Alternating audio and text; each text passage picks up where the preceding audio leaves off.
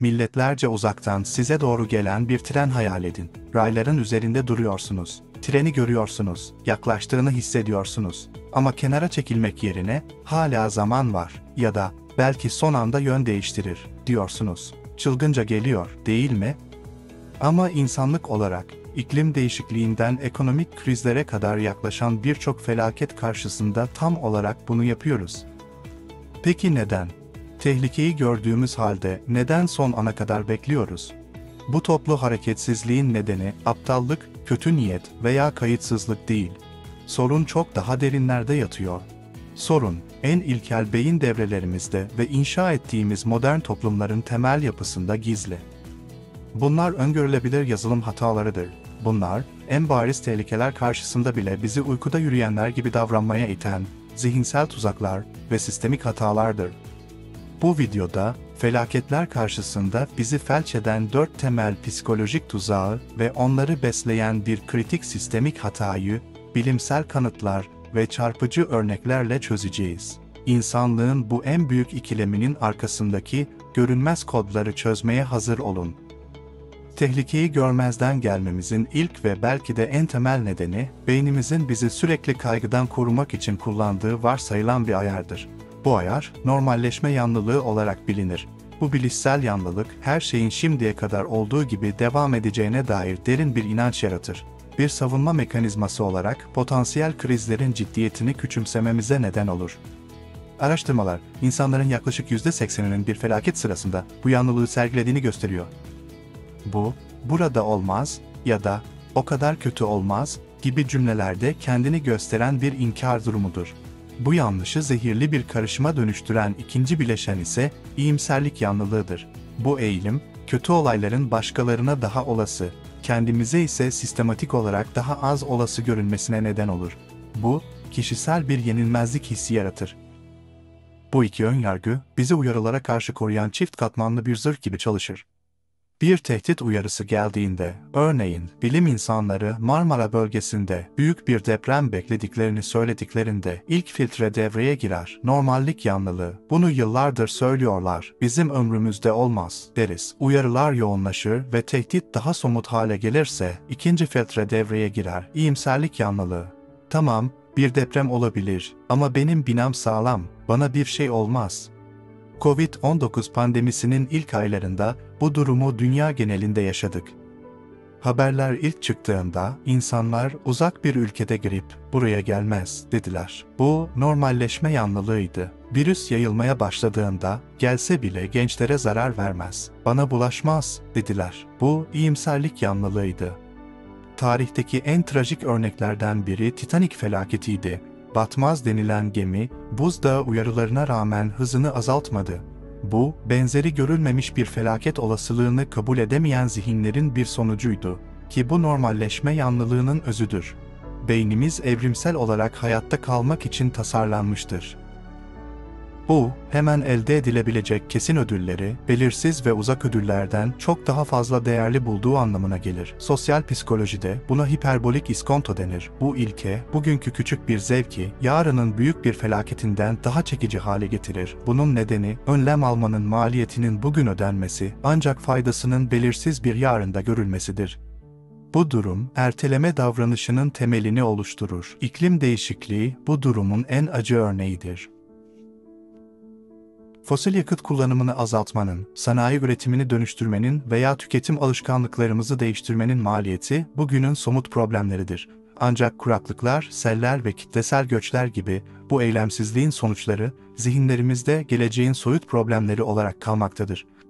Bu yüzden toplumlar olarak yarının ekolojik felaketine karşı bugünün ekonomik konforunu tercih etmeye devam ediyoruz. Bunun en trajik örneklerinden biri 2005 yılında Katrina kasırgası öncesinde New Orleans'ı korumak için yapılmış olan sel duvarlarıydı. Projeden sorumlu ABD Mühendisler Birliği, maliyetleri düşürmek için sel duvarlarını yere sabitleyen çelik levhaların derinliğini gerektiğinden çok daha sığ tutmaya karar verdi. Bu karar, kısa vadede yaklaşık 100 milyon dolar tasarruf sağladı. Ancak duvarların mühendislik güvenilirliğini önemli ölçüde azalttı.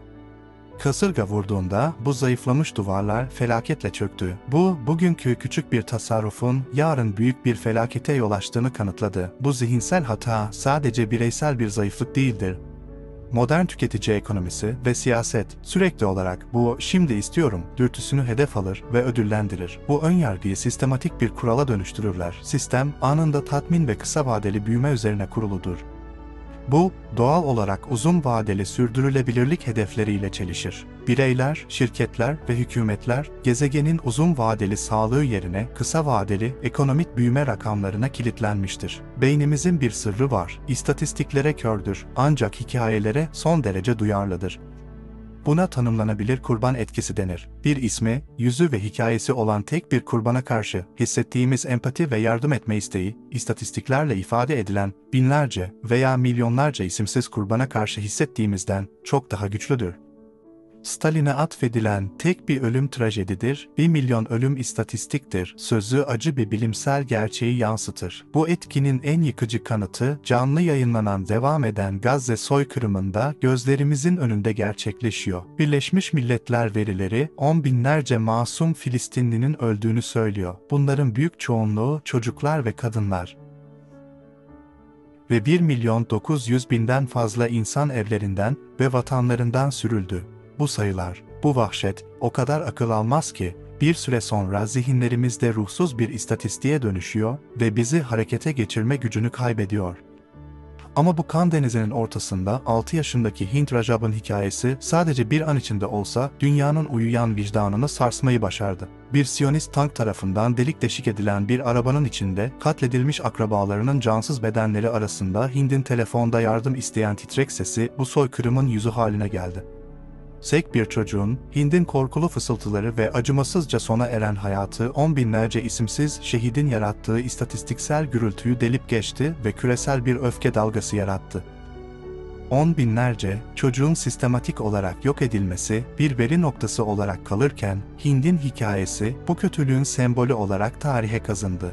Bu durum, medyanın ve kamuoyunun odağının genellikle istatistiksel verilerden ziyade kişisel ve dokunaklı hikayelere yöneldiğini gösteren acı bir örnektir. Bu etki, önleyici tedbirler yerine reaktif kriz yönetimini öncelikli hale getiren bir ahlaki kör nokta yaratır. Bir felaketi önlemek, asla var olmayacak istatistiksel kurbanları kurtarmak demektir. Beynimiz bu soyut başarıyı ödüllendirmez. Bu yüzden her zaman kaynaklarımızı ve dikkatimizi görünür trajedilere yönlendiriyoruz, bu da önlem almayı başaramadığımız anlar oluyor. Bu bir başarısızlık döngüsüdür.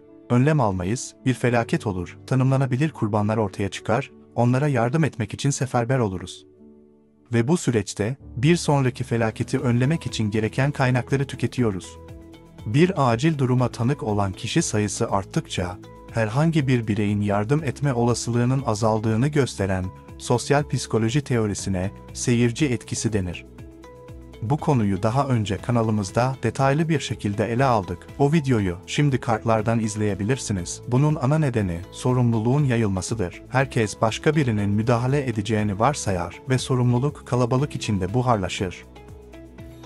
İklim krizi, tüm insanlık tarafından gözlemlenen gezegen ölçeğinde bir acil durumdur. Ancak her ülke, emisyon azaltımlarının ekonomik yükünü başkalarının üstlenmesini bekleyen bir seyirci gibidir. Uluslararası iklim müzakereleri, bu etkinin küresel bir laboratuvarıdır.